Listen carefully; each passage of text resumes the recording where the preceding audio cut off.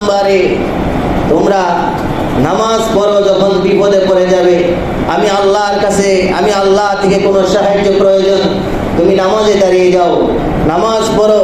বান্দা আমার কাছে যখন কোনো সাহায্য চাওয়ার প্রয়োজন হয়, কোনো রিজিক চাওয়ার প্রয়োজন হয়, বিপদে পড়ে আছো, বিপদ থেকে মুক্তি চাওয়ার তোমার প্রয়োজন হয়, বান্দা রোগ বালা মুসিবতে গ্রেফতার হয়ে আছো, শিফার জন্য, রোগ মুক্তির জন্য তুমি ধৈর্য ধারণ করো, আমি আল্লাহর দরবারে শুকরগুজার করো, আর তুমি নামাজে দাঁড়িয়ে যাও, নামাজের মাধ্যমে সাহায্য কামনা করো। জোরে বলুন না সুবহানাল্লাহ। তাহলে আমার আপনার জন্য, আমার আপনার সঙ্গে, আমার আপনার সাথে থাকবেন আল্লাহ। সবাই বলুন কে? আরেকটু জোরে বলুন কে? এই জন্য আল্লাহ তাআলা বলেন, ইন্নাল্লাহা মা'আস সাবিরিন। আল্লাহ পাক রব্বুল আলামিন বলেন, বান্দারে নিশ্চয় আমি আল্লাহ তাআলা সবরকারী, ধৈর্যকারীদের সঙ্গে আছি। জোরে বলুন না আল্লাহু আকবার। দেখেন, ধৈর্য যদি বান্দা সবর যদি করতে পারো, ধৈর্য ধারণ করতে পারো, তাহলে তোমার মাকাম অনেক উপরে। আল্লাহ পাক বলেন, বান্দা ধৈর্যকারীর সাথে আমি আছি, সবরকারীর সঙ্গে আমি আছি। বান্দা তুমি বিপদে পড়ে আছো, ধৈর্য ধারণ করেছো, আমি আল্লাহ তোমার সঙ্গে আছি। বান্দা তুমি রোগে বালা মুসিবতে গ্রেফতার হয়ে আছো, ধৈর্য ধারণ করেছো, আমি আল্লাহর উপরে শুকর করেছো, দুরূদ পড়েছো, জিকির করেছো, নামাজ পড়েছো, হে বান্দা আমি আল্লাহ তোমার সঙ্গে আছি।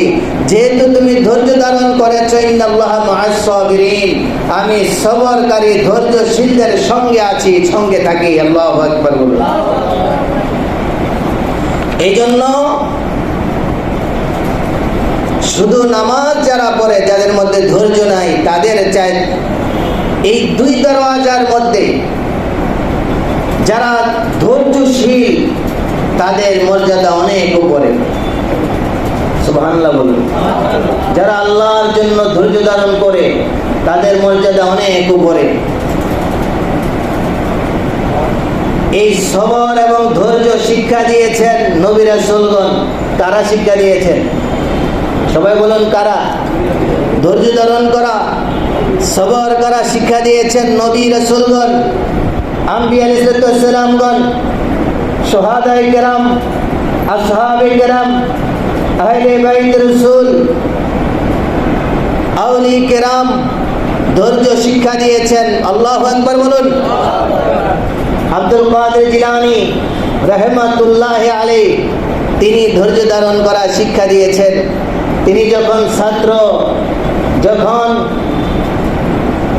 মায়ের কাছ থেকে পড়াশোনার জন্য যখন বাগদাদে যাচ্ছেন, জিলান শহর থেকে যখন বাগদাদের জমিনে যাচ্ছেন, যখন টাকা ফুরিয়ে গেল, পকেট শূন্য হয়ে গেল, তিনি পড়াশোনা করার জন্য, খাবারের জন্য, খাবার কিনে খাওয়ার জন্য কোনো টাকা নেই, পয়সা নেই। কয়েকদিন ক্ষুধার্ত অবস্থায় গেলেন, চলে গেলেন নদীর ধারে, কোনো খাবার পায় কিনা। আল্লাহু আকবার বলেন। ফল, যেখানে আল্লাহ প্রদত্ত বাগান রয়েছে, পাহাড় জঙ্গলের নিকটে চলে গেলেন, দেখি কোনো ফল পায় কিনা, গাছের ফল পাওয়া যায় কিনা।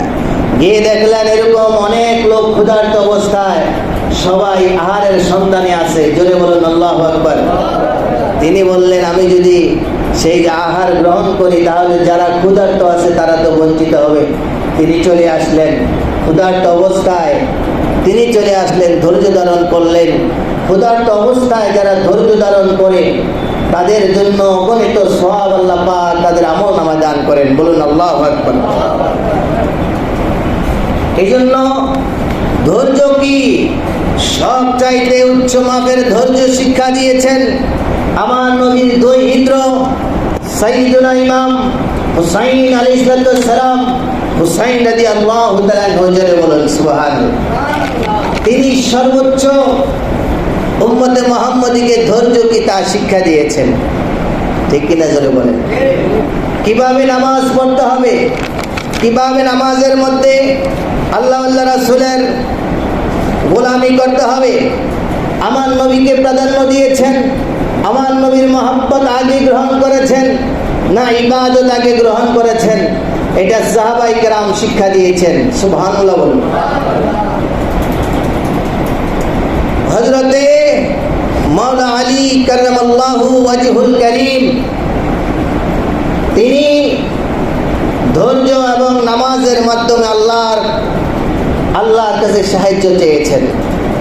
যখন কাফেরদের তীর তিনির পায়ের গোড়ালির দিক দিয়ে যখন ঢুকে পড়ে, এমন অবস্থায় বের করার জন্য সকল সাহাবায়ে কেরাম একজোটে সবাই চেষ্টা করেছে, কিন্তু বের করা সম্ভব হচ্ছে না।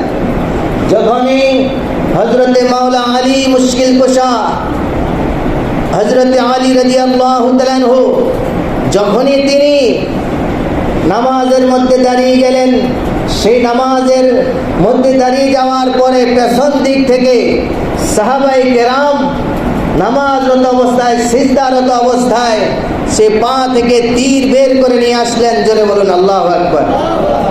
মাওলা আলী একটুও টের পাইলেন না, বুঝলেন না যে তীর বের করে ফেলেছে। তাহলে নামাজের প্রতি কতটা মনোযোগ ছিল? সবাই বলেন নামাজের প্রতি কতটা মনোযোগ ছিল, নামাজের প্রতি কতটা ধ্যান খেয়াল ছিল, নামাজের প্রতি কতটা মহব্বত ছিল, নামাজের প্রতি কতটা ভালোবাসা ছিল, ঠিক কিনা জোরে বলেন। এজন্য মাওলা আলী রাদিয়াল্লাহু তাআলা আনহু তিনি নামাজ শিক্ষা দিয়েছেন, তিনি নামাজের মধ্যে ধৈর্য ধারণ করা শিক্ষা দিয়েছেন, তিনি নামাজের মধ্যে ধৈর্য ধারণ করতে হবে তাও শিক্ষা দিয়েছেন। হযরতে মাওলা আলী মুশকিল কুশা শের খুদা মাওলা আলী তিনি নামাজের মধ্যে কতটা ধৈর্য ধারণ করতে হবে, নামাজের মধ্যে তিনি আল্লাহ পাকের ধ্যানে কতটা মগ্ন ছিলেন তা শিক্ষা দিয়েছেন। সেই মাওলা আলী সম্পর্কে আমার প্রিয় নবী রাহমাতুল লিল আলামিন বলে, আলা মাদিনাতুল ইলমি ওয়া আলিয়ুম বাবুহা। আল্লাহর প্রিয় নবী রাহমাতুল লিল আলামিন বলেন, আলী তুমি হলে ইলমের শহরের দরওয়াজা, ইলমের সাগর, ইলমের সাগরের দরওয়াজা, ইলমের শহরের দরওয়াজা। হে আলী, ইলমের শহর হইলাম আমি, মদিনাওয়ালা কামলিওয়ালা, আর সেই ইলমের শহরের দরওয়াজা হলো আল্লাহর হাবিব বলেন আমি হলাম ইলমের শহর, আর সেই শহরের গেট দরওয়াজা হলো মাওলা আলী। জোরে বলেন না সুবহানাল্লাহ। সবাই আরো জোরে বলুন সুবহানাল্লাহ। সেই শহরের দরওয়াজা হলো মাওলা আলী মুশকিল কুশা। হযরতে মাওলা আলী তিনি ইলমের বহর এলেন, কতটা ইলম ছিলেন। হযরতে তামিম আনসারী রাদিয়াল্লাহু তাআলা আনহু আল্লাহর নবীর একজন শ্রেষ্ঠ সাহাবী।